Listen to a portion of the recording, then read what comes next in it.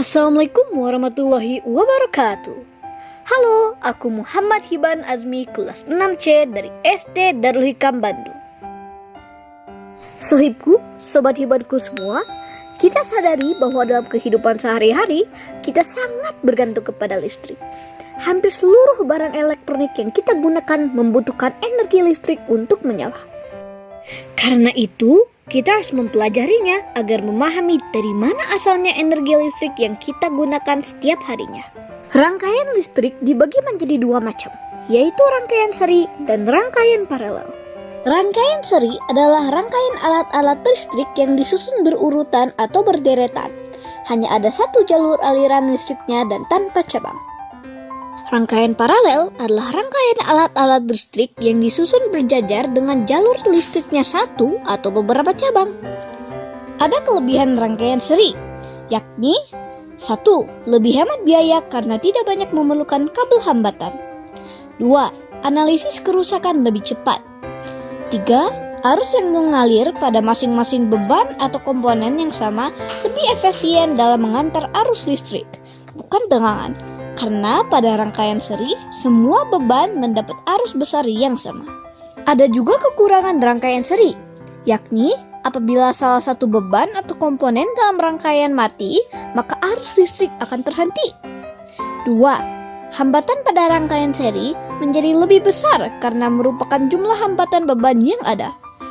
3. Pada penggunaan lampu, seperti lampu listrik AC, lampu akan menyala, tetapi tidak bersinar terang yang sama karena adanya perbedaan tegangan. Sekarang, kelebihan rangkaian paralel, yakni 1. Apabila masing-masing komponen terhubung ke sumber listrik, maka jika ada salah satu komponen mati, komponen yang lain tidak akan berpengaruh. 2. Seluruh komponen satu sama lain tersusun paralel dengan sumber listrik, maka semuanya akan mendapat tegangan yang sama.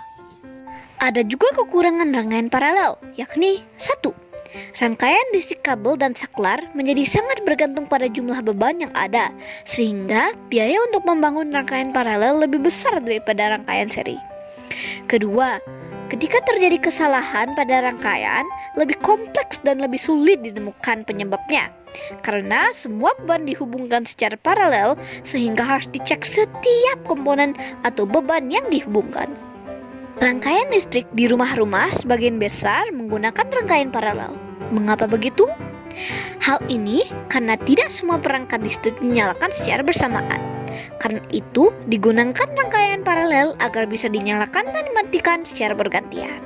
Rangkaian paralel pun tidak mempengaruhi perangkat listrik lain saat salah satunya dinyalakan atau dimatikan. Karena itu, sangat cocok untuk penggunaan listrik di rumah. Nah, oleh karena itu, Hiban memilih untuk mempraktekkan cara membuat rangkaian listrik paralel. Alat dan bahannya adalah 1. Alas untuk membuat rangkaian. 2. Baterai besar 2. 3. Kabel listrik kecil 1 meter. 4. Lampu kecil. 5.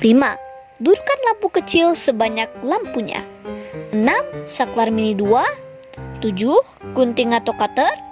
8. Selotip hitam. Dan 9. Lakban transparan. Cara membuat: 1. Siapkan papan untuk alas rangkaian. 2. Gabungkan dahulu 2 buah baterai dengan selotip. Perhatikan kutub positif dan negatifnya.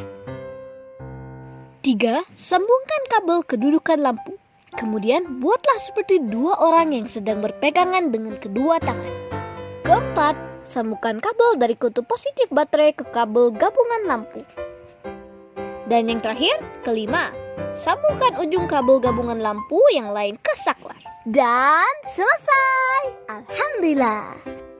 Hore! Berhasil! Nah, sahibku, bagaimana praktikum rangkaian listriknya? Seru kan? Kita bisa belajar dengan menyenangkan. Semoga bermanfaat ya sahibku. Selalu semangat!